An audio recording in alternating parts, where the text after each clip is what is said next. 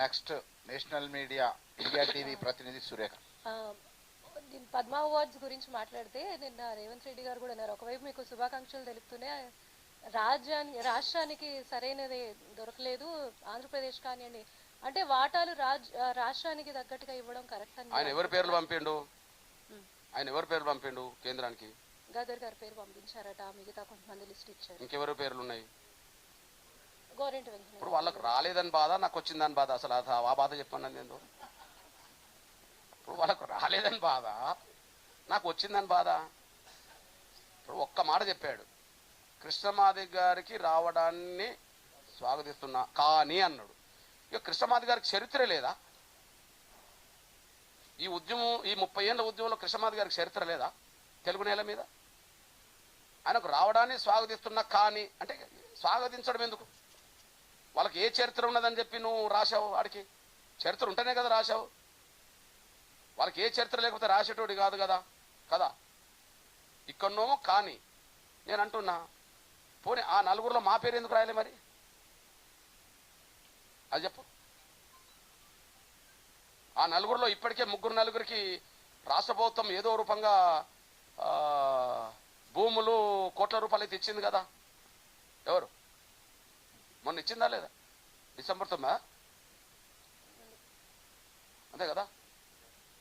అంటే మీరు సాన్నిహిత్యంగా ఉన్నారు బీజేపీతో, అందువల్ల అన్నట్టుగా ఒక భావన ఇస్తున్నారు. బీజేపీకి సాన్నిహిత్యంగా ఉన్నారు కాబట్టి మీకు వచ్చింది అన్న ఒక డౌట్ వ్యక్తం చేస్తున్నారని మీకు అనిపిస్తుందా? ఇప్పుడు నేను వర్గీకరణ అమలు చేయించుకోవడం కోసం ఎవరికి సాన్నిధ్యం ఉండాలో చెప్పండి. ఇప్పుడు నీకు నేను సాన్నిధ్యంగా ఉన్నాను కదా. ఎవరు మొన్న పోయి నిన్ను కలిశాను కదా. ఎవరి? రేవంత్ రెడ్డి గారిని కూడా కలిశాను కదా. మరి వీళ్ళు బీజేపీ మనుషులు, వీళ్ళు కాంగ్రెస్ మనుషులు కాదు కదా. వీళ్ళకి ఎట్లా సిఫార్సు చేసావు బీజేపీ దగ్గరికి? నేను బీజేపీ మనిషిని మీ దృష్టిలో, మరి వీళ్ళని బీజేపీకి ఎందుకు పంపుతున్నావు? గద్దర్ని బీజేపీకి ఎందుకు పంపుతున్నావు? మరి గోరెటెంకన్నను బీజేపీకి ఎందుకు పంపుతున్నావు? వాళ్ళు ఇస్తే తీసుకుంటే బీజేపీ మనుషులు అంటున్నావు కదా. వాళ్ళు అవార్డు ఇస్తే నేను తీసుకుంటే బీజేపీ అంటున్నావు కదా. మరి గద్దర్ని బీజేపీ పంపుతున్నది మీరేనా? లేడు. ఇంకో ఎవరెవరైతే పేరు చెప్పారో వాళ్ళందరినీ మీరే పంపుతున్నారు కదా. మరి న్యాయం ఎట్లా అవుతుంది? ఆయనకు వాళ్ళకు రాలేని దానికంటే వచ్చిన వాళ్ళ మీద ఎక్కువ ఉన్నట్టున్నది కథ. రాష్ట్రపరంగా విభజించి చూడడం కరెక్ట్ అంటారా? పద్మ అవార్డ్స్ ఇలాంటి పెద్ద అవార్డ్స్ గురించి మాట్లాడుతున్నారు. ఏమా రాష్ట్రపరంగా విభజించి అంటే ఈ రాష్ట్రానికి ఇంత కేటాయించాలి అన్న ఒక ఆలోచన కరెక్ట్ అనుకుంటారా పద్మ అవార్డ్స్ విషయానికి వస్తే? నేనేంటమ్మా, ఒక లేఖ రాసి వదిలిపెట్టి రాకపోతే వాళ్ళ మీద బదనాం చేయవచ్చు అనుకోవడం వేరు. ఆ ప్రతిపాదనలు తీసుకొచ్చి గట్టిగా అక్కడ ఒత్తిడి తీసుకొచ్చి సాధించడం వేరు. ఈయన రెండిట్లో ఏది చేసిండు అనే విషయం తేలాలి. ఓ 10 పేర్లు రాసి పంపినాక ఆ 10 పేర్లను వాళ్ళు ఎట్లా ఒప్పుకోరు, ఇయ్యకపోతే ఇయ్యలేదని చెప్తే వీళ్ళన్నా నాకు అనుకూలంగా ఉంటారు అనుకోవడం వేరు. లేదా నేను పంపిన పేర్లను సాధించుకోవడానికి ప్రయత్నం చేయడం వేరు. కేవలం ప్రభుత్వం తరఫున ఒక లేఖ రాసి వదిలిపెట్టారా, సంబంధిత ఆ ప్రక్రియ జరుగుతున్నప్పుడు కదా, సంబంధిత ప్రక్రియ జరుగుతున్నప్పుడు ఒక మంత్రులనో లేదా ముఖ్యమంత్రిలో పోయి ఖచ్చితంగా వీళ్ళకి ప్రతిభ ఉన్నది, ఈ రంగంలో వీళ్ళు ఈ స్థాయిలో వచ్చారు, వీళ్ళని గుర్తించాల్సిన అవసరం అని చెప్పి 1-4 సార్లు చెప్పారా? ఏదో ఒకటి తేలాలి కదా. రైట్. ఇప్పుడు చివరి ప్రశ్న మా ముద్ర సంపాదకులు నరేందర్ రెడ్డి గారు, ముద్ర దినపత్రిక. సార్ నమస్తే. సుప్రీంకోర్టు రిజర్వేషన్ల వర్గీకరణకు అనుకూలంగా తీర్పు ఇచ్చినప్పుడు ఈ సమస్య పరిష్కారం అయిపోయింది అనుకున్నారంతా. కానీ ఇప్పటికీ మీరు చెప్పిన దాని ప్రకారం 3 రాష్ట్రాలు మాత్రమే చర్యలు తీసుకున్నాయి దాన్ని అమలు చేయడానికి.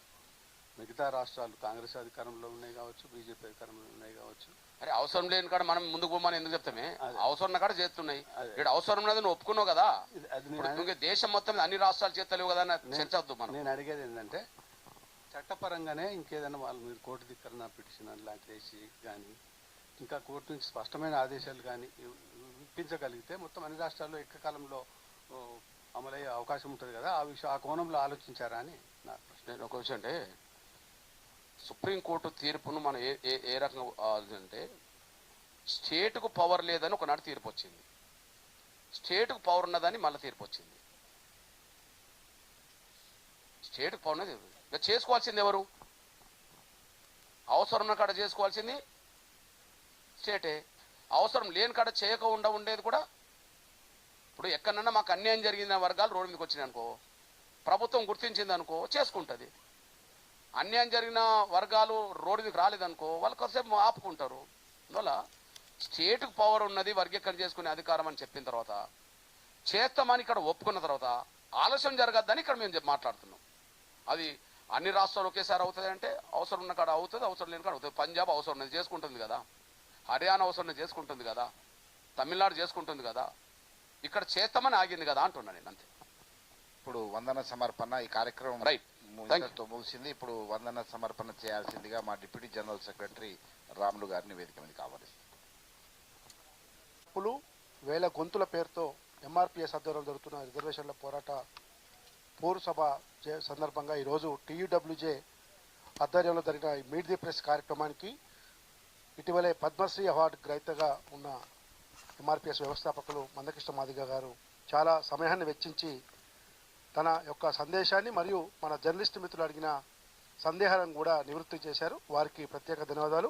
అదేవిధంగా టీయూడబ్ల్యూజే రాష్ట్ర నాయకత్వానితో పాటు ఈ మీట్ ది ప్రెస్కు పాల్గొన్న ప్రతి ఒక్కరికి జర్నలిస్ట్ మిత్రులకి పేరు పేరున ధన్యవాదాలు తెలియజేస్తూ ఈ కార్యక్రమాన్ని ఇంతటితో ముగిస్తున్నాము.